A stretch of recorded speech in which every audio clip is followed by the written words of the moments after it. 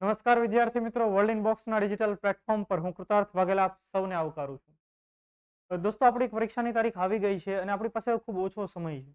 તો આ સમયની અંદર તમે કંઈક તમારા વિષયોનું રિવિઝન કરતા હશો. અને વાત રહી કરંટ અફેર્સ અને યોજનાઓની, તો આ સંબંધિત લેક્ચર અમે તમારા સુધી પહોંચાડતા રહેતા હોય છે. યોજનાઓનો દરરોજ આપણે વિડીયો ભણીએ છીએ, કરંટ અફેર્સનો વિડીયો અપલોડ થાય છે. તો જે લોકો આટલું ભણી લેશે, આ પીડીએફ, જે આ પીપીટી છે એની પીડીએફ પણ તમને વર્લ્ડ ઇનબોક્સની ચેનલમાં મળી જતી હોય.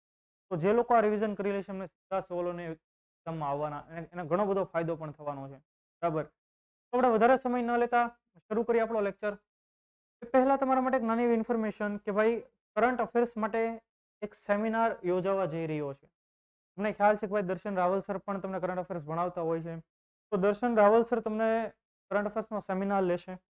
છેલ્લા 4 મહિનાનું કરંટ અફેર્સ, ડિસેમ્બર, જાન્યુઆરી, ફેબ્રુઆરી અને માર્ચ, સાથે તમને કરંટ અફેર્સનું મટીરિયલ પણ આપવામાં આવશે. તો આ સેમિનારનું ખાસ આયોજન થવા જઈ રહ્યું છે ભાવનગર ખાતે. તો હું મોટા અક્ષર અહીંયા તમને લખી દઉં કે કઈ જગ્યાએ સેમિનાર યોજાવાનો છે. ભાવનગર ખાતે. એનું રજીસ્ટ્રેશન શરૂ થઈ ચૂકેલું છે. સેમિનાર છે 1 એપ્રિલના રોજ, આવનારી 1 તારીખે 1 એપ્રિલના રોજ સેમિનાર છે. 2 વાગ્યાથી 6 વાગ્યા સુધી. અને સ્થળ કયું ખાસ નોટ ડાઉન કરવું હોય તો કરી લ્યો. સ્થળ છે મેઘાણી ઓડિટોરિયમ, સરદારનગર, ભાવનગર. તો આ ખાસ કરંટ અફેર્સ સેમિનાર, જેના માટે રજીસ્ટ્રેશન શરૂ થઈ ચૂકેલા છે. ઓકે. ત્યાર પછી હવે આપણે જોઈએ આપણો ક્વેશ્ચન, આપણો સવાલ. તાજેતરમાં કોની અધ્યક્ષતામાં, આ સવાલ મેં તમને લાસ્ટ સેશનમાં પૂછેલો કે તાજેતરમાં કોની અધ્યક્ષતામાં યોજાયેલી હાઈ લેવલ બેઠકમાં કેન્દ્ર સરકારે રાજ્યોને આપદા માટે, એટલે કે કોઈ કુદરતી આફત આવે એના માટે થઈને કેટલીક સહાયને મંજૂરી આપી હતી. તો 1800 કરોડથી પણ વધુની સહાય 5 જેટલા રાજ્યોને મંજૂર કરવામાં આવેલી છે. અને આ જ્યારે મંજૂરી મળી, એ જે બેઠક યોજાયેલી હાઈ લેવલ મીટિંગ, એની અધ્યક્ષતા કરી હતી ગૃહમંત્રી અમિત શાહે. આ ખૂબ મહત્વનો સવાલ, મોસ્ટ ઇમ્પોર્ટન્ટ ક્વેશ્ચન. ઘણા બધા લોકોનો જવાબ સાચો પણ પડ્યો છે. ઓકે. હવે આપણે જોઈએ પહેલી મેટર કે HCO યુથ કાઉન્સિલની 16મી બેઠક યોજાઈ, એનું ઉદ્ઘાટન થયું. HCO Shanghai cooperation organisation. HCO નું પૂરું નામ શું થાય? શાંઘાઈ કોઓપરેશન ઓર્ગેનાઇઝેશન, જેની 16મી બેઠક તાજેતરમાં નવી દિલ્હી ખાતે યોજાઈ હતી. તેનું ઉદ્ઘાટન કર્યું કેન્દ્રીય મંત્રી અનુરાગસિંહ ઠાકુરે. આ ખૂબ ઇમ્પોર્ટન્ટ મીટિંગ છે HCO ની. કેમ? તો તમે જુઓ, તમને ખ્યાલ છે કે ભાઈ 2023 ની અંદર ભારત એક સંગઠનનો અધ્યક્ષ છે, જેને આપણે સામાન્ય રીતે કહેતા હોય છે G20. આપણે કેટલા બધા મુદ્દાઓ G20 ના ભણ્યા છે. પણ સાથે એ પણ યાદ રાખો કે ભારત 2023માં HCO નું પણ અધ્યક્ષ છે, જેના ભાગરૂપે તાજેતરમાં આ એક બેઠક યોજાઈ હતી, 16મી HCO યુથ કાઉન્સિલ મીટિંગ. કઈ જગ્યાએ? તો કે નવી દિલ્હી ખાતે. ખાસ આપણે આ યાદ રાખી લઈએ, નવી દિલ્હી. તેનું ઉદ્ઘાટન કર્યું કેન્દ્રીય મંત્રી અનુરાગસિંહ. હવે જ્યારે આવા સવાલો પૂછાય તો એની થીમ પણ આપણે યાદ રાખવી પડે, જેની થીમ હતી effective community development activities. Effective community development activities એટલે કે અસરકારક સમુદાય વિકાસ માટેની પ્રવૃત્તિઓ. પણ સાથે સવાલ એ પણ પૂછાય, ઉદ્ઘાટન ભલે કેન્દ્રીય મંત્રી કર્યું, પણ તો આ મીટિંગની અધ્યક્ષતા કોણે કરેલી? નીતિશ કુમાર મિશ્રા, કે જે જોઈન્ટ સેક્રેટરી છે, એમણે આની અધ્યક્ષતા કરેલી. અને કયા ડિપાર્ટમેન્ટના જોઈન્ટ સેક્રેટરી છે? તો કે department of youth affairs, government of India. યુવા બાબતોનો વિભાગ, એના જે જોઈન્ટ સેક્રેટરી છે, એમણે આની અધ્યક્ષતા કરી. એ સવાલ પણ તમને ખાસ યાદ રાખજો. બરાબર. હવે જોઈએ આપણે, અહીંયા તમે જો આ ઇમેજ જોઈ શકો છો, આ એની જ ઇમેજ છે. HCO યુથ સમિટ 16મી જેની મીટિંગ યોજાય એનો જ આખો પોસ્ટર છે, યાદ રાખી લો. અહીંયા તમે અનુરાગસિંહ ઠાકુર પણ જોઈ રહ્યા છો. અહીંયાથી તમારો સવાલ બને તો તમને આવડી જાય, ક્યાં યોજાય? નવી દિલ્હી ખાતે યોજાય. કોણે એની અધ્યક્ષતા કરી? તો એ પણ તમને આવડી જાય. તો આવા જ સવાલો તમને. હવે જોઈએ આપણે HCO વિશે, શાંઘાઈ કોઓપરેશન ઓર્ગેનાઇઝેશન. બરાબર. Shanghai cooperation organisation. Intergovernmental international organisation છે. ખાસ ઇન્ટર ગવર્મેન્ટલ, આંતર સરકારી, ઇન્ટરનેશનલ એટલે કે આંતરરાષ્ટ્રીય ઓર્ગેનાઇઝેશન. અને આ અંદાજિત તમે સમજો કે 2003 ની અંદર આનું અમલીકરણ શરૂ થાય છે. એટલે અંદાજિત 20 વર્ષ જૂની આ સંસ્થા થઈ. અને એની સ્થાપના એની પહેલા થઈ જાય છે. જોઈએ આપણે કે એની સ્થાપના કરવામાં આવી 2001માં. પણ જે HCO નું ચાર્ટર હોય, HCO ના ચાર્ટર કે એના પેપર ઉપર હસ્તાક્ષરો ક્યારે થયા? તો 2002 માં થયા. અને જે આખા HCO ના ચાર્ટર એનું અમલીકરણ ક્યારે થયું? 2003 ની અંદર. એટલે સવાલ પૂછાય કે ભાઈ HCO ની ખરેખર એનું અમલીકરણ ક્યારથી શરૂ થયું? 2003 થી. Shanghai cooperation organisation. નામ ઉપરથી જ ખબર પડે કે શાંઘાઈની ચીન આમાં કંઈક ઇન્વોલ્વ હોવું જોઈએ, બરાબર. મજાની વસ્તુ એ છે કે નામ છે HCO, શાંઘાઈ કોઓપરેશન ઓર્ગેનાઇઝેશન, પણ એનું હેડક્વાર્ટર ચીનના બીજિંગમાં આવેલું છે, શાંઘાઈમાં નથી. સવાલ પૂછાય તમને કે HCO નું વડું મથક ક્યાં આવેલું છે? તો યાદ રાખજો, બીજિંગમાં એનું હેડક્વાર્ટર છે, નહીં કે શાંઘાઈમાં. નામ ભલે શાંઘાઈ રહ્યું છતાંય યાદ રહેશે. બીજિંગ એ ચીનની પણ રાજધાની છે. સાથે બીજી પણ હમણાં ડિટેલ આપણે જોઈએ. સ્થાપક દેશો કયા કયા હતા? તો કે જો કઝાકસ્તાન, કિર્ગિસ્તાન, ચીન, પછી ઉઝબેકિસ્તાન, રશિયા અને તાજિકિસ્તાન એ તેના સ્થાપક દેશો હતા બધા. તો ભારત HCO નું સભ્ય છે? તો કે હા, 100% ભારત પણ એનું મેમ્બર છે. તો ભારત HCO નું મેમ્બર ક્યારે બન્યું? વર્ષ 2017 ની અંદર, મોદી સાહેબ આવ્યા બાદ. 2017 માં કઝાકસ્તાનના અસ્તાનાની અંદર HCO ની મીટિંગ યોજાણી હતી અને આ મીટિંગની અંદર બે દેશોને સભ્યપદ આપવામાં આવ્યું, એક ભારત, બીજો પાકિસ્તાન. ભારત પાકિસ્તાન બંને 2017 ની અંદર HCO ના મુદ્દો પણ આપણે યાદ રાખવો જરૂરી છે. સવાલ અહીંયાથી. ઓકે, હવે જોઈએ આપણે HCO એનો ઉદ્દેશ શાંતિ, સુરક્ષા અને સ્થિરતા. આ તો મોટા મોટા સંગઠનો કંઈક આવા જ ઉદ્દેશ્ય હોય. એનું હેડક્વાર્ટર બીજિંગ ની અંદર, ચીનની રાજધાની બીજિંગ ની અંદર. એની ઓફિશિયલ લેંગ્વેજીસ કઈ કઈ છે? તો Russian and Chinese any official languages છે. ખાસ આ બધી બાબતો યાદ રાખજો, દેશોના નામ પણ યાદ રાખજો. હવે સાથે સવાલ પૂછવો હોય, જો થોડુંક ડીપમાં સવાલ પૂછવો હોય અને કોઈ પેપર સેટર એમ થાય કે નહીં મારે ખરા અર્થમાં નોલેજ તપાસવું છે, તો અહીંયાથી સવાલ નીકળે કે executive committee of the regional anti terrorist structure. પરિવાર, executive committee of the regional anti terrorist structure, RATS, એ ક્યાં આવેલું છે? એમનું એક પ્રકારનું એ સેક્રેટરીએટ, મૂળ સેક્રેટરીએટ બીજિંગમાં છે, પણ આ જે એન્ટી ટેરરિસ્ટ સ્ટ્રક્ચર જે રિજનલ સેન્ટર છે એ આવેલું છે તાશ્કંત, ઉઝબેકિસ્તાન. ખ્યાલ આવે છે? તો અહીંયા ચીનની વાત થઈ તો ચીનની લેંગ્વેજ તમને ખ્યાલ હોવી જોઈએ, મેન્ડરીન છે. વિશ્વમાં સૌથી વધુ બોલાતી ભાષા હોય તો કઈ છે? એ ચીનની મેન્ડરીન. સવાલ પૂછાય તમને, બરાબર. તાશ્કંત ઉપરથી એક મૂવી પણ બનેલું છે, તાશ્કંત, બરાબર. અને તાશ્કંત કેમ ફેમસ છે? 1965 માં ભારત પાક વોર બાદ એના પર ભારત પાકિસ્તાનના વોરને અટકાવવા માટેની જે સંધિ થઈ, ક્યાં થયેલી? તાશ્કંતની અંદર થયેલી. આપણા એ સમયના વડાપ્રધાન લાલ બહાદુર શાસ્ત્રી ત્યાં ગયેલા અને એ જ સમયે એમનું નિધન થાય છે 10મી જાન્યુઆરી 1965 ના રોજ. મેં આપણે બધી કંઈક ને કંઈક અગાઉના લેક્ચરમાં પણ કરેલી હોય, બરાબર. છતાં પણ આ બધી નોટ ડાઉન કરો તમે કરી શકો, એમાંથી પણ સવાલ પરીક્ષામાં થાય. આ તો મને યાદ આવ્યું એટલે આપણે ડન. હવે જોઈએ આપણે G20 દેશોની એજ્યુકેશન વર્કિંગ ગ્રુપની બીજી બેઠક અમૃતસર. જો મેં તમને અગાઉના લેક્ચરમાં કીધું હતું, જે લોકો રેગ્યુલર લેક્ચર ફોલો કરે છે એમને ખ્યાલ હશે, ભાઈ G20 એક ગ્લોબલ ગ્રુપ, બરાબર. એના અંતર્ગત ઘણી બધી બેઠકો યોજાય. અર્બન 20 બેઠક યોજાય, સિવિક 20, બિઝનેસ 20, સ્ટાર્ટઅપ 20, એજ્યુકેશનલ સંબંધિત બેઠક, કલ્ચર સંબંધિત બેઠક, ઘણી બધી બેઠકો યોજાતી. તો એમ G20 ના ભાગ રૂપે એજ્યુકેશનલ સંબંધિત બેઠક તાજેતરમાં ક્યાં શરૂ થઈ? તો કે પંજાબનું શહેર અમૃતસર. તો તમને તરત જ આ શહેર યાદ આવે. અમૃતસર શહેર યાદ આવે એટલે આપણને શું યાદ આવે? સાથે જલિયાવાલા બાગ યાદ આવે. 13મી એપ્રિલ તેમાં પડતા બિલકુલ નથી અત્યારે, બરાબર. હોલ્ડિંગ બોક્સ માય ક્લાસ એપમાં બધી ડિટેલ ભણાવેલી છે, ઇતિહાસ ભણાવેલો છે એની અંદર. જલિયાવાલા બાગ યાદ આવે, સાથે આપણને યાદ આવે ગોલ્ડન ટેમ્પલ, જેના બરાબર. એની સાથે વધારે ડિટેલમાં જે તમને તરત ઓપરેશન બ્લુ સ્ટાર યાદ આવે, બરાબર. તો ઘણા બધા મુદ્દાઓ છે, પરીક્ષા સંબંધી મુદ્દાઓ છે. તો અમૃતસરની અંદર એજ્યુકેશન વર્કિંગ ગ્રુપની બીજી બેઠક શરૂ થઈ 15 માર્ચના રોજ. કોના દ્વારાનું આયોજન થાય? તો બટ ઓબ્વિયસ છે કે જે શિક્ષણ સાથે સંબંધિત બાબત હોય તો કયું મંત્રાલય હોય? Ministry of education. તો આ શિક્ષણ મંત્રાલય, બરાબર. તો નવી એજ્યુકેશન પોલિસી આવી, બરાબર, આપણી શિક્ષણ નીતિ આવી. એના પહેલા શિક્ષણ મંત્રાલયનું નામ શું હતું? તો કે હ્યુમન રિસોર્સ ડેવલપમેન્ટ મંત્રાલય, માનવ સંસાધન વિકાસ મંત્રાલય હતું.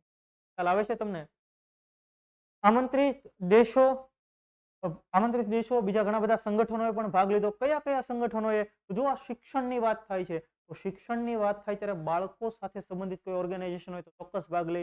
તમે જુઓ, યુનેસ્કો, યુનિસેફ અને OECD, ત્રણે ત્રણ સંગઠનોના પ્રતિનિધિઓએ પણ આ બેઠકની અંદર ભાગ લીધો. સમજી રહ્યા છો તમે દરેક? જોઈએ OECD organisation for economic cooperation and development, પરિવાર organisation for economic cooperation and development, UNESCO united nations educational scientific and cultural organisation, united nations educational scientific and cultural organisation. ત્યાર પછી UNICEF united nations children fund. તો આ મોટા મોટા ઓર્ગેનાઇઝેશનના પ્રતિનિધિઓએ પણ આ બેઠકની અંદર ભાગ લીધેલો. હવે આપણે જોઈએ અહીંયા તમે જો સમિટ જોઈ રહ્યા છો, second education working group meeting Amritsar. વિશ કે તમને હવે યાદ રહી જશે, કેમ કે જો અહીંયા ગોલ્ડન ટેમ્પલ છે એ એના ઉપરથી પણ તમે યાદ રાખી શકો. હવે આ મીટિંગની શરૂઆતમાં એક સેમિનાર થી. તો કયો seminar? Strengthening research and promoting innovation through rich collaboration. Strengthening research and promoting innovations through rich collaboration. સમૃદ્ધ સહયોગ દ્વારા સંશોધનને મજબૂત બનાવવું અને નવીનતાને પ્રોત્સાહન આપવું. તેનું આયોજન કોણે કર્યું? IIT Ropar, IISc Bengaluru, IIM Amritsar, Tata institute of social sciences, Mumbai ખાતે આવેલું ઇન્સ્ટિટ્યૂટ. તો બધી સંસ્થાઓએ સાથે મળીને આનું આયોજન કર્યું. અને આ બેઠક, આ જે મીટિંગ, એજ્યુકેશન સંબંધિત મીટિંગ છે, એની શરૂઆતમાં તે Indian institute of science Bangalore એણે એક પ્રેઝન્ટેશન આપ્યું હતું, research initiative in G20 countries. પ્રથમ મીટિંગ આઈઆઈસી બેંગ્લોરે જે પ્રેઝન્ટેશન આપ્યું, શેના ઉપર આપ્યું? Research initiative in G20 countries. તો આ આખી મીટિંગની વાત થઈ. અમૃતસરની અંદર બીજી એજ્યુકેશન મીટિંગ યોજાય. તો પહેલી ક્યાં યોજાઈ હતી? તો આપણે ખાસ યાદ રાખીએ, ચેન્નઈની અંદર ફેબ્રુઆરીમાં યોજાણી. ફેબ્રુઆરીની અંદર ચેન્નઈની અંદર એનું આયોજન થયું. ક્લિયર થાય છે તમને દરેકને? તો એ આશા રાખું કે તમને આખો મુદ્દો સમજાણો હશે. આ બધો મુદ્દો પરીક્ષામાં પૂછાવા લાયક મુદ્દો. હવે જોઈએ આપણે સિલિકોન વેલી બેંકના નવા સીઈઓ ટીમ મેયોપોલોસ. થોડોક ભારેમાંથી મુદ્દો કહી શકાય. એવો સવાલ પૂછો ભાઈ, સિલિકોન વેલી બેંકનો હવે નવા સીઈઓ તરીકે કોની નિયુક્તિ થઈ? તો સહેજ ભારે સવાલ થઈ જાય. પણ આ મુદ્દો કેમ લીધો આપણે? સિલિકોન વેલી બેંક ભાઈ અમેરિકાના બેંકની અંદર સેકન્ડ નંબરનું આવું એક પ્રકારે ઉઠામણું થયું છે ભાઈ, બરાબર. કેલિફોર્નિયાની અંદર આવેલી આ સિલિકોન વેલી બેંક ઘણું બધું એસેટ્સ ધરાવનારી બેંક હતી અને એ બેંક અત્યારે કોલેપ્સ થઈ ગઈ છે, જેના પડઘા વિશ્વભરમાં પડ્યા છે. તમે છાપાઓ વાંચતા હશો, તમને ખ્યાલ હશે કે અમેરિકાની અંદર આ પ્રકારના ક્રાઇસિસ થયા. ત્યાર પછી યુકેની અંદર આ પ્રકારના ક્રાઇસિસ થયા. બધા યુકેનું શેર માર્કેટ ડાઉન થઈ ગયું અને એના પડઘા વિશ્વભરમાં પડ્યા. અને નિષ્ણાંતો એવું કહે છે કે આ 2008ની મંદીના ભણકારા ફરી પાછા વાગે. મતલબ એવો સમય આવશે, બરાબર. આપણે ભગવાનને પ્રાર્થના કરીએ કે એવું કશું થાય નહીં. એટલા માટે ખાસ આ મુદ્દો આજે મેં જાણે લીધો છે, કેમ કે વર્લ્ડ મીડિયાની અંદર ચર્ચામાં રહેલો છે, બરાબર. તો જો સિલિકોન વેલી બેંક જેની સ્થાપના 1983માં રોજર સ્મિથે કરેલી, સવાલ તમને પૂછો તો અહીંયાથી પૂછી શકે એનું હેડક્વાર્ટર ક્યાં આવેલું છે? કેલિફોર્નિયા રાજ્યની અંદર આવેલું. યાદ રાખો, કેલિફોર્નિયા અમેરિકાનું રાજ્ય છે. હો ભાઈ, ક્યાં આવેલું છે? હવે આ સિલિકોન વેલી બેંક કોલેપ્સ થઈ ગઈ ભાઈ, બરાબર. એને હાથ ઊંચા કરી દીધા, ઉઠામણું થઈ ગયું. એટલે બાઇડન ગવર્મેન્ટ એટલે કે અમેરિકન ગવર્મેન્ટે આ બેંકનો વહીવટ કોને સોંપી દીધો? તો એ વહીવટ સોંપ્યો છે ફેડરલ ડિપોઝિટ ઇન્સ્યોરન્સ કોર્પોરેશનને. કોને સોંપ્યો છે? Federal deposit insurance corporation. અને આ ફેડરલ ડિપોઝિટ ઇન્સ્યોરન્સ કોર્પોરેશને આ તમામ આ બેંકની સીઈઓ તરીકે કોની નિયુક્તિ કરી? ટીમ મેયોપોલોસની નિયુક્તિ કરી. ખ્યાલ આવે છે? તો આ જે કોર્પોરેશન એફડીઆઈસી છે એની સ્થાપના 1933માં કોણે કરેલી? FD Roosevelt, Franklin D Roosevelt. તમે નામ સાંભળેલું હશે તો તમને ખ્યાલ પણ હશે કે અમેરિકાના પ્રેસિડેન્ટ થઈ ગયા. 32માં અમેરિકન પ્રેસિડેન્ટ થઈ ગયા ફ્રેન્કલિન ડી રૂઝવેલ્ટ. એમના દ્વારા આ ઓર્ગેનાઇઝેશનની સ્થાપના થયેલી છે, બરાબર. આ બેંકની સ્થાપના થયેલી છે. હવે એનું હેડક્વાર્ટર ક્યાં આવેલું છે? વોશિંગ્ટન ડીસી અમેરિકાની અંદર આવેલું છે. જો હું તમને એક બીજો પણ મુદ્દો કહી દઉં, આપણે ઘણીવાર ચર્ચામાં રહેતા હોઈએ છીએ અને મેં ઘણીવાર તમને કીધું પણ હશે, અમેરિકાનો નકશો કંઈક આવો છે ભાઈ, બરાબર. અને તમને દરેક લોકોને ખ્યાલ છે ભાઈ અમેરિકાનું કેપિટલ કયું છે? Washington DC. તો એ વોશિંગ્ટન ડીસી અહીંયા આવેલું છે. પણ અમેરિકામાં એક રાજ્ય છે જેનું નામ છે વોશિંગ્ટન. એ ક્યાં આવેલું છે? અહીંયા આવેલું છે. આ વોશિંગ્ટન રાજ્ય, બરાબર. અને આ વોશિંગ્ટન ડીસી, ડીસી એટલે ડિસ્ટ્રિક્ટ ઓફ કોલંબિયા, એ શું છે? અમેરિકાનું કેપિટલ, બરાબર. યાદ આવે છે તમને? મેં તમને એટલા માટે કીધું કે કમ્પ્યુટરના ભાગરૂપે અમુક સવાલો પરીક્ષામાં પૂછાય કે ભાઈ માઇક્રોસોફ્ટ, જેને ટૂંકમાં આપણે એમએસ કહેતા હોય. બીજું એમેઝોન, કોણે સ્થાપના કરી એમેઝોનની? જેફ બેઝોસે. માઇક્રોસોફ્ટના સ્થાપક કોણ? Bill Gates and Paul Allen. તો આ દુનિયાના બંને વ્યક્તિઓ દુનિયાના ટોચના ધનિક આદમી રહી ચૂકેલા છે. તો એમના દ્વારા કંપની જે સ્થાપવામાં આવી માઇક્રોસોફ્ટ અને એમેઝોન, આ બંને આઈટી કંપનીઓના હેડક્વાર્ટર વોશિંગ્ટનમાં છે. નહીં કે વોશિંગ્ટન ડીસીમાં, આ વોશિંગ્ટનમાં છે. બરાબર, યાદ રાખજો. બાકીના હેડક્વાર્ટર પૂછે તમે અહીંયા જઈ શકો, અહીંયા કેલિફોર્નિયા. બરાબર. સિલિકોન વેલી, આ જે બેંક છે સિલિકોન વેલી બેંક, તો સિલિકોન વેલી શું છે? કેલિફોર્નિયામાં આવેલો એવો વિસ્તાર કે જ્યાં ઘણી બધી આઈટી કંપનીઓ આવેલી છે, ઘણી બધી મોટી મોટી કંપનીઓ આવેલી છે, અને આપણે સિલિકોન વેલી કહેતા હોઈએ છીએ. અને એટલે ભારતની અંદર આઈટી કંપનીઓ ક્યાં આવેલી છે? કયા શહેરમાં? બેંગ્લોરમાં. ભારતનું આઈટી હબ છે બેંગ્લોર. એટલા માટે આપણે બેંગ્લોર શહેરને ભારતનું સિલિકોન વેલી. ખ્યાલ આવે છે તમને? તો ઘણા બધા મુદ્દાઓ આપણે સાથે જોઈ લઈએ, ખ્યાલ આવી જશે. હવે આપણે જોઈએ ત્યાર પછીનો મુદ્દો, ઇન્ટરનેશનલ બોક્સિંગ એસોસિએશન મહિલા વર્લ્ડ બોક્સિંગ ચેમ્પિયનશિપ 2023 એનું આયોજન તાજેતરમાં એનું ઉદ્ઘાટન કરવામાં આવ્યું. કઈ જગ્યાએ? નવી દિલ્હી ખાતે. તમને સીધો સવાલ પૂછાય કે તાજેતરમાં વુમેન્સ વર્લ્ડ બોક્સિંગ ચેમ્પિયનશિપ 2023 ક્યાં યોજાઈ હતી? તો ક્યાં યોજાય ભાઈ? નવી દિલ્હીમાં. ખ્યાલ આવે છે?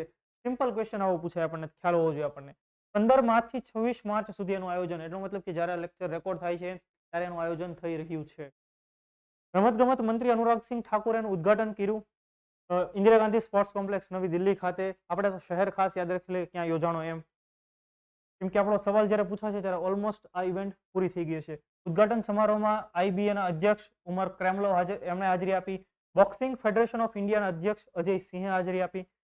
ભારતની અંદર ત્રીજી વખત આયોજન થવા જઈ રહ્યું છે. એ પહેલા 2006 અને 2018માં પણ તેનું આયોજન થયેલું. 74 દેશના 750 થી વધુ ખેલાડીઓએ હાજરી આની અંદર પોતે પાર્ટિસિપેટ થશે. ત્યારે ભારતના મુખ્ય ખેલાડીઓ કયા કયા? લવલીના બોરગોહેન અને નિખત ઝરીન. યાદ રહેશે તમને દરેકને. તો આ ખાસ આપણા મહત્વના મુદ્દાઓ, એના ઉપરથી તમને સવાલ પૂછાય, વિધાન વાક્ય પૂછાય. એટલું એવું પૂછે કે ભાઈ વર્લ્ડ બોક્સિંગ ચેમ્પિયનશિપ વુમેન્સ માટેની તેનું આયોજન ભારતમાં કેટલામી વાર થયું? ત્રીજી વાર. તો પહેલા ક્યારે થયેલું? 2006 2018માં. તો ભાઈ રમતગમતમાંથી પણ સવાલો હવે નીકળતા થયા છે, તો આપણને ખ્યાલ હોવો જોઈએ કે ભાઈ અહીંયાથી આ મુદ્દામાં એટલું ડિટેલમાં સવાલ નીકળે. હું એવી આશા રાખું કે તમને બધું સમજાતું હશે. બરાબર.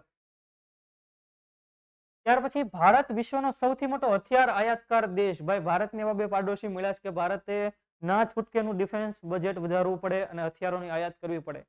કેમ કે ક્યારે કોણ શું કરે એના ઠેકાણા નથી. એક તરફ ચીન અને એક તરફ આતંકિસ્તાન એટલે કે પાકિસ્તાન. એટલે આવા પાડોશી હોય એટલે આપણે હંમેશા ચોક્કસના જ રહેવું પડે, ભરી બંદૂક જ ઉભું રહેવું પડે, ક્યારે શું થાય એના ઠેકાણા નહીં. તો સિપ્રી બરાબર એમના દ્વારા તાજેતરમાં એક અહેવાલ રજૂ થયો છે. Stockholm International Peace Research Institute, SIPRI, Stockholm International Peace Research Institute, એમનો આ ખાસ અહેવાલ 2023નો અહેવાલ, એમાં એમણે કીધું ભાઈ ભારત ટોચના આયાતકાર હથિયારોના આયાત કરનારા દેશોની અંદર ભારત ટોચની અંદર. એ બટ ઓબ્વિયસ છે, હોઈ પણ શકે. 2013 થી 17નો સમય અને બીજું 2018 થી 22નો સમય. તો આ રિપોર્ટની અંદર સિપ્રીએ શું કીધું કે ભારતના જેટલા પણ શસ્ત્રો ભારત મગાવે છે એમાં 11% વધારો થઈ ગયેલો છે. છતાંય ઘણા બધા દેશો ભારતથી આગળ છે. ઘણા બધા દેશોના બજેટ ખાસ આપણે જોઈએ, જેમ કે અમેરિકા, વિશ્વમાં સૌથી વધુ સૈન્ય ખર્ચ કરનારા દેશો અમેરિકા, રશિયા, ફ્રાન્સ, ચીન પણ ઘણું બધું એનું બજેટ રહેતું હોય છે, ખાસ ડિફેન્સ બજેટ. અને એમાં ખાસ ભારતને અમેરિકાને ધ્યાનમાં રાખીને એના ડિફેન્સ બજેટમાં પણ વધારો કરતું હોય છે ચીન. પણ એ આપણે ખાસ અત્યારે નથી પડતા, એટલી ડિટેલ ખાસ યાદ રાખી લઈએ, ભારતની યાદ રાખી લઈએ. સિપ્રીનો અહેવાલ જ એવું કહે છે કે ભારત પાસે 160 જેટલા પરમાણુ બોમ્બ છે. પાકિસ્તાન પાસે ભારત કરતા પણ વધુ પરમાણુ બોમ્બ છે, એવું કોણ કહે છે? સિપ્રી. અને બીજી મહત્વની વાત એ છે મજાની કે ભારત અને પાકિસ્તાન પણ સમયાંતરે અમારી પાસે કેટલા બોમ્બ છે ને એની આપલે કરતા એકબીજાને ડોઝિયર સોંપે, ભાઈ અમારી પાસે એટલા જ બોમ્બ છે, અમારી પાસે એટલા જ બોમ્બ. કોણ સાચું બોલે શું થાય કાંઈ ખબર નથી. બરાબર. પણ આ પ્રકારની મીટિંગ યોજાતી હોય. તો સિપ્રી એક ઇન્ટરનેશનલ ઓર્ગેનાઇઝેશન છે જેની સ્થાપના 1966માં સ્ટોકહોમ ખાતે કરવામાં આવેલી. સ્ટોકહોમ એટલે કયા દેશની અંદર? સ્વીડનની અંદર. બરાબર. તો જોઈએ આપણે Stockholm International Peace Research Institute બોલે તો. ત્યાર પછી તમારા માટે એક નાની ઇન્ફોર્મેશન કે વર્લ્ડ ઇનબોક્સ એકેડમી ભાવનગર ખાતે ટૂંક સમયમાં એક જનરલ બેચ શરૂ થવા જઈ રહી છે. વર્ગ 3 માટેની આ જનરલ બેચ કે જો તમારે એમાં એડમિશન લેવું હોય તમે ખાસ શાખાની મુલાકાત લઈ શકો, કેટલા મટીરિયલ મળશે, કઈ કઈ ફેકલ્ટીઓ છે, એ બધી ઇન્ફોર્મેશન લઈ શકો. બરાબર. અને ભાવનગર ખાતે હું પણ ભણાવતો રહેતો હોઉં છું. જે લોકો આ બેચ જોઈન કરશે એમને ખાસ માય ક્લાસ એપ્લિકેશન ફ્રી મળશે, જેમાં 2 વિષય મેં ભણાવેલા છે, કમ્પ્યુટર અને ત્યાર પછી એક આધુનિક ભારતનો ઇતિહાસ. બરાબર, મોડર્ન ઇન્ડિયન. ત્યાર પછી જોઈએ ડેનમાર્ક. ડાયો મજાનો દેશ ડેનમાર્ક. CO2 આયાત કરનારો વિશ્વનો પ્રથમ દેશ બન્યો. CO2 એટલે શું? આયાત એટલે શું ભાઈ? મગાવવું. નિકાસ એટલે ભારતમાંથી કઈ વસ્તુને આપણે વેચીએ, અમેરિકા વાળાને કંઈક વેચીને કે નિકાસ તરીકે. આયાત કરવી એટલે કંઈક મગાવવાની. આપણને થાય કે ડેનમાર્ક કાર્બન ડાયોક્સાઇડની આયાત કરશે? તો કે એક પ્રકારે આયાત કરવી એટલે શું કે એ કાર્બન ડાયોક્સાઇડને નિકાલ કરનારો દેશ એક પ્રકારે. કવિ એમ કહેવા માંગે છે કે વિશ્વના દેશોમાંથી કાર્બન ડાયોક્સાઇડ મગાવશે અને પછી ન્યાય નિકાલ કરશે. એવી સુવિધા કરનારો દેશ બન્યો વિશ્વનો પહેલો દેશ, જેનું નામ છે ડેનમાર્ક. અને કયા વિસ્તારની અંદર? North C. આપણે તમને આખો મેપ જ તેમના ખ્યાલ આવી જશે. જો આ તમને દેખાય છે નોર્થ સી. આ થોડોક ટોપ વ્યૂ છે, બરાબર? ટોપ વ્યૂ છે. તો અહીંયા તમને જો દેખાય છે એક પ્રકારે ફ્રાન્સ. ટોપ એટલે બહુ વધારે પડતો ટોપ વ્યૂ નથી, પણ અહીંયા ફ્રાન્સ. અહીંયા તમને દેખાય છે યુકે. અહીંયા તમે જોઈ રહ્યા છો ડેનમાર્ક. અને અહીંયા તમને જે જોવા મળે છે કોપનહેગન, કે જે ડેનમાર્કનું કેપિટલ છે. અહીંયા તમને દેખાય છે બાલ્ટિક સી. અહીંયા જર્મની, અહીંયા ચેક રિપબ્લિક, બરાબર? અહીંયા નેધરલેન્ડ. તો અહીંયા જે આ સી આવેલો એને કહેવાય નોર્થ સી, ઉત્તર સી. તો ડેનમાર્કે એવું આયોજન કર્યું કે આ નોર્થ સી ની અંદર, દરિયાની અંદર ઊંડાણમાં જઈને કાર્બન ડાયોક્સાઇડને અહીંયા દાટી દેવો, અહીંયા ભંડારી દેવો. એવો આખો પ્રોજેક્ટ એમણે લોન્ચ કરેલો છે. જોઈએ આપણે ડિટેલ, જેનું નામ છે પ્રોજેક્ટ ગ્રીન સેન્ડ. ખ્યાલ આવે છે તમને દરેકને? પ્રોજેક્ટ ગ્રીન સેન્ડ, જેનો ઉદ્દેશ્ય નોર્થ સીમાં 1800 મીટર નીચે કાર્બન ડાયોક્સાઇડનો એને સ્ટોર કરવો. 1800 મીટર એટલે એપ્રોક્સિમેટ 1.8 કિલોમીટર, બરાબર? એટલું અહીંયા. તો કેમ આ જ વિસ્તાર પસંદ કર્યો? તો કે ભાઈ એ વિસ્તારની અંદરથી ગેસના, ઓઇલના ઉત્ખનન કરવામાં આવેલું છે. તો એ ગેસ ને બધું બહાર નીકળ્યું તો અહીંયા જગ્યા તો વધી ને છે. તો એ વિસ્તારની અંદર કાર્બન ડાયોક્સાઇડને ભંડારી દેવામાં આવશે અને સ્ટોર કરવામાં આવશે અને આવી રીતે એનો નિકાલ કરવામાં આવશે. એ માટેનો ખાસ પ્રોજેક્ટ ગ્રીન સેન્ડ. વાર્ષિક 8 મિલિયન ટનની ક્ષમતા એ લોકો આયોજન કરી રહ્યા છે. અને આ પ્રોજેક્ટનું સંચાલન કોણ કરશે? બ્રિટિશ કંપની એક છે ઇનિયોસ, અને વિન્ટરશેલ ડિયા જર્મન ઓઇલ કંપની છે, એમના દ્વારાનો આયોજન કરવામાં આવશે. ખ્યાલ આવે છે તમને? તો આ ડેનમાર્કની વાત થઈ, એનું કેપિટલ કોપનહેગન અને ચલણ ક્રોન. તો એ પણ મેં તમને મુદ્દો બતાવી દીધો. સવાલ તમને પૂછાય, કાર્બન ડાયોક્સાઇડની આયાત કરનારો વિશ્વનો પ્રથમ દેશ કયો બન્યો? તો કે ડેનમાર્ક. સવાલ સીધો તમારા પરીક્ષાની અંદર આવો જ સવાલ પૂછાય. રાખવું, આ મુદ્દો પણ યાદ રહ્યો. તો આ તો આપણો ખાસ આપણી કેટલીક મેટર. હવે આપણે જોઈએ આપણો સવાલ, ક્વેશ્ચન ઓફ ધ ડે. કે સ્ટાર્ટઅપ 20 વિશે નીચેના વિધાનો ચકાસો. સ્ટાર્ટઅપ 20 વિશે નીચેના વિધાનો ચકાસો. વિધાન 1, સ્ટાર્ટઅપ 20 ની સ્થાપના 2015 માં થઈ હતી. વિધાન 2, સ્ટાર્ટઅપ 20 શિખર સંમેલન જુલાઈ 2023 માં ગુરુગ્રામમાં યોજાશે. તમારે ખાસ આ બે સવાલ, આ જે સવાલ છે એનો જવાબ કમેન્ટ બોક્સમાં કમેન્ટ કરવાનો છે. માત્ર 1, માત્ર 2, 1 અને 2 બંને, કે એક પણ નહીં. ખૂબ ઇમ્પોર્ટન્ટ સવાલ છે આ, તમને પૂછવાની સંભાવના વધારે. સ્ટાર્ટઅપ ને સંબંધિત મુદ્દો છે એટલા. તો આ હતો આજનો આપણો કરંટ અફેર. હું એવી આશા અપેક્ષા રાખું તમને બધા જ મુદ્દાઓ, બધો જ કન્ટેન્ટ વ્યવસ્થિત રીતે સમજાઈ ગયો છે ને તમારે. તો ફરી પાછા આપણે નેક્સ્ટ લેક્ચરમાં ભેગા થઈએ કોઈ નવા મુદ્દા સાથે, કોઈ નવા કન્ટેન્ટ સાથે. ત્યાં સુધી મને રજા આપો. જય હિન્દ.